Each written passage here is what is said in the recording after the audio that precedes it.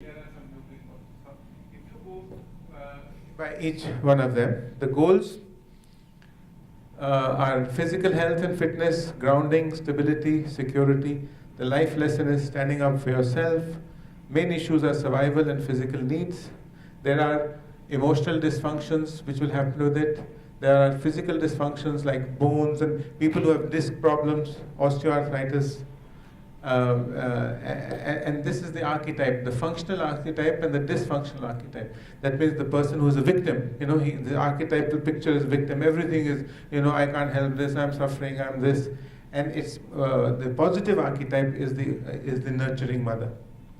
So if you see, that it is a very complex thing. It's not a very easy thing. And each chakra has to be handled, and each life lesson has to be learned one by one before we can ascend higher into the thing. Even decision making. I worked out a way where somebody has decided that do I do this or do I do that? Do I do this? Do I do that? Well, okay, let's ask your chakras. Is this giving you stability and survival? Is it addressing your emotional and sexual needs? Is it addressing your willpower that, as you go on? Does it produce love and compassion for you with your friends and family? Does it give you the art of communication? That's the throat chakra. All that time. Does the decision to do anything, have you taken the permission from your chakras? Obviously there will be a conflict. Then you'll see which is more important. We don't need corporate, image making things. This system can solve everything. So the idea is that if you do your integral healing, the diagnosis which I told you about, the integral map, and then deliver it by this is one of the ways. Okay? Here is the Kabbalah. Does anybody know about the Kabbalah? Well, just, We had been yesterday for a Kabbalah. Oh, I see. So this is the same thing in Judaism, where this is the feminine thing, and it's too much in detail to go through it, but here the route is not straight. You go up here, here, here, here, and up. Again, 7 levels of development. Okay? Okay? Okay. Then there are some minor chakras, which need to be done, but we will talk about it some other time. Okay? This is in the Sufi tradition. All the same guys. Okay? The 7 navis in the shamanic tradition. Okay? Okay. Global. Are you aware that there are chakras in the world? There is a place where I discovered, which was one of these places which I visited, which I did not know, and this place in Mexico, near the Mayan temples, and there was a huge energy within me because I didn't know what it was because I'm trained to use that, and then I was told, and these are the places where these chakras are actually present globally. Okay. So the other ways that we talk about is to understand yourself is meditation. How many of you have done some form of meditation? Can any of you tell us something about it? How you do it? Anybody? Hi. Okay. I just sit down with myself and observe my breath. Okay. And slowly, when you are observing it, then you don't realize it where I am. And it takes maybe half an hour, 45 minutes, 1 hour, and you wake up and you know, okay, this is the time. So you dwell into it automatically. It's an automatic thing. But for this, what I practice is throughout the day, when I'm there, whatever I'm doing it, I am present there. If I'm climbing a stairs, I see to it that I thank the person who has made the yeah. So it's like me being, because when you sit for a meditation, you have so many thoughts. That was in the beginning. I'm talking about 10. I think you're also talking about mindfulness. What I was trying to say is that before we reach meditation, you see what I really wanted to say. Sorry to interrupt you.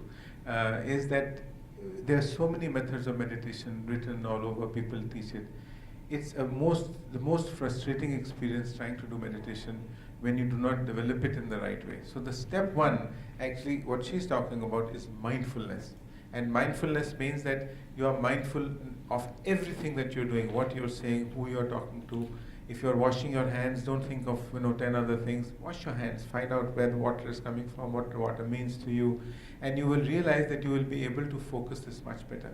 So first, practice mindfulness before you get into meditation. Now, I just want to tell you, the common ways that we prescribe meditation. One is to, see an object, which could be an object of beauty, or a person that you revere, or a deity, or a god that you look up to. And second is the sound of a mantra. And lastly is the breath. You can do, and what I do normally is I do all three in, sequence. At first there is a deity who you look at, then is a mantra which you do, and finally you watch your breath. And what we are doing it is that one is the outside part that you connect with your body. When you speak, you connect with your speech. When you breathe in, it's your innermost part of you. So really speaking, you're covering all the three aspects in one meditation. So if you guys really want to do that, I think it will be a good way. An object, a chant, whichever faith you come from, an object or a chant, and finally the breath. I want to talk about just for a few minutes on shamanism. Has anybody experienced what it is? Does anybody know what a shaman is? Okay. Well, shamans are actually Native American witch doctors. And what fascinated me was that I was trying to get into my subconscious. Now, accessing your subconscious is not something that you can open the door and say, hello. It needs a long, but the subconscious mind has got the banal, animalistic, the dirty side of you. But at the same token, the universal energy, before evolving, there was an involution. And so the evolution of the new force is actually a reverse thing of the same. So the universal energy resides in the subconscious. So far from your animalistic banal side, it has, once you get that out of the way, you are actually in direct connection with the universal energy. So I was very intrigued how to get rid of this subconscious mind, and this shamanism. Now what they do is actually give you things like ayahuasca, mescaline, LSD-like substances to create an artificial altered state of consciousness, and then they invoke benevolent spirits to heal you. Now this sounds like hocus pocus, but as we look into the modern day psychologists like Ken Wilber and what Carl Jung did, he said, why the hell do we need drugs for it? Can we not achieve this by breath work? And that's the concept that modern shamans are doing. In fact, shamanism today is a degree course in Berkeley. So I met some shamans here, and I said, I do not want to do LSD, but I want to get into that altered state of consciousness. Honestly, I have not reached where I would like to reach, but it starts with a concept called holotropic breathing. Holotropic breathing is exhalation and inhalation in a particular manner, creating a biochemical change in you. A complete altered state of consciousness is created, which opens up the temporal associative lobe memories, and boom, it's like a shower of subconscious, with all ghoulish figures rotating around you, and you have to grow onto it, get this out of the way before you can connect. So I'm somewhere on the way, but it's a very long way across. Just to begin with, what we need to do? To begin with, you do mindfulness, then start with meditation, and then come up to all these things, because this is just, I wanted to mention where we can reach that. Are any of you versant with any of the pranayama techniques of yoga? No. Okay.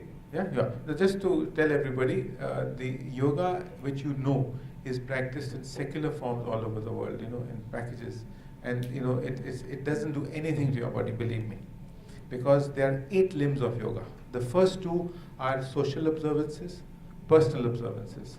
The third is the yoga, what is hatha yoga. The fourth is pranayama. Pranayama means channelizing the life force, the same prana that we talked about, which runs through our chakras. Then is pratihara. Pratihara means drawing the mind in so that the senses are left behind. People say draw the senses, you have to draw the mind, the senses will follow. And then comes 3 stages, which is called dhyan, dharna, dhyan, and samadhi, which means contemplation, concentration, and communion.